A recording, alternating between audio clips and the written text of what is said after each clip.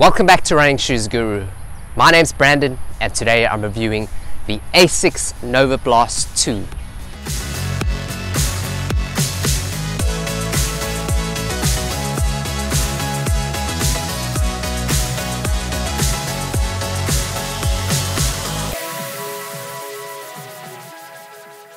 In just 1 year, this shoe, the Asics NovaBlast, has become one of the most popular Asics trainers on the road.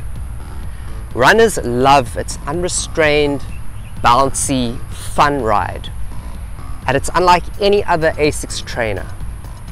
It was designed for the younger generation of runners who don't care about the Nimbus, the Cumulus, or the Kayano. I enjoyed version 1, but there were two things that I didn't like about it. Its upper felt scratchy and cheap, and I felt like there wasn't enough cushioning in the forefoot, so I couldn't run long distances in it. Now version 2 has been totally revamped. It has a brand new upper, midsole and outsole. Its drop has been reduced from 10mm to 8mm, and it now weighs 0.2 ounces heavier. It's 9.7 ounces for a men's US 9. The first time I tried the shoe on, I could immediately feel a difference in the heel stack height, which made the forefoot feel more cushioned. The men's NovaBlast 2 measures 30mm in the heel and 22mm in the forefoot, compared to the NovaBlast 1, which was also 22mm in the forefoot, but had a 2mm higher heel.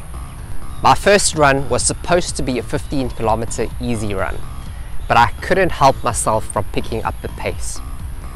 Even at tempo paces of around 4 minutes 15 per kilometer, the NovaBlast 2 felt right at home.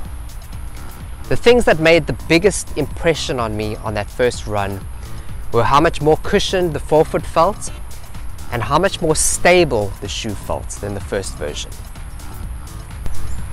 The ride of the NovaBlast 2 is a big improvement over the NovaBlast 1.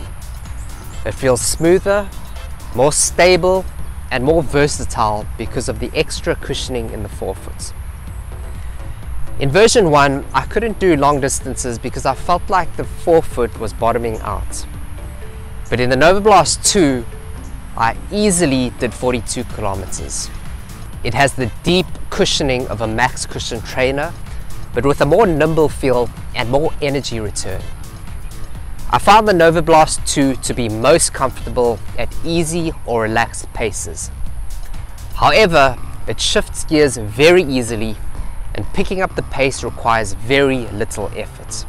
Some runners complained that version 1 felt unstable, so Asics made 3 changes to the midsole to improve stability on the NovaBlast 2. The first thing they did was they raised the midfoot sidewalls so they function like guide rails. Secondly, they lowered the heel stack height by 2mm so your foot sits lower to the ground. And lastly, the midsole is now double stacked so the sidewalls compress less during foot strikes. On the outsole, the same deep fork-shaped transition groove extends right from the heel all the way to the forefoot, and this makes transitions smoother and it also centers the weight. Now the biggest update to the outsole of the NovaBlast 2 is that the forefoot now has additional flex grooves which improve forefoot flexibility and it makes the ride feel more natural. AHAR Plus rubber is used on the outsole and it's soft, flexible and highly abrasion resistant.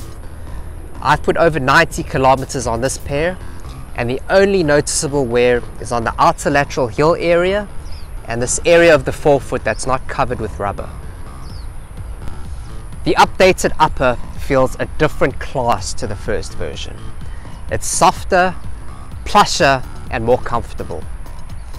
This double jacquard mesh feels a lot more premium than the scratchy, rough material on the first version. The tongue of the NovaBlast 2 is now gusseted, which is something rare for Asics shoes, and they only reserve it for their top of the range premium trainers like the Nimbus and the Kayano. Heel grip is excellent. The heel cup is now more sturdy than in the previous version, and there are extra TPU overlays on the heel which improve stability by supporting the heel more.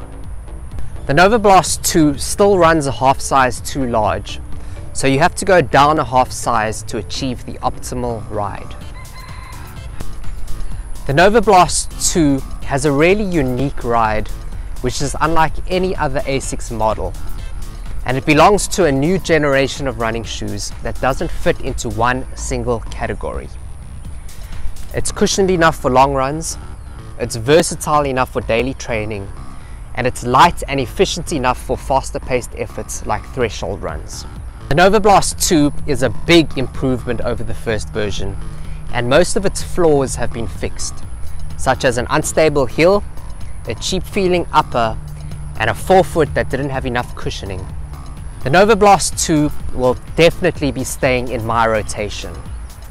And as far as versatile trainers go, it's one of the best new releases of 2021. Thanks again for watching my review. If you enjoyed it, please click the like button and subscribe to Running Shoes Guru.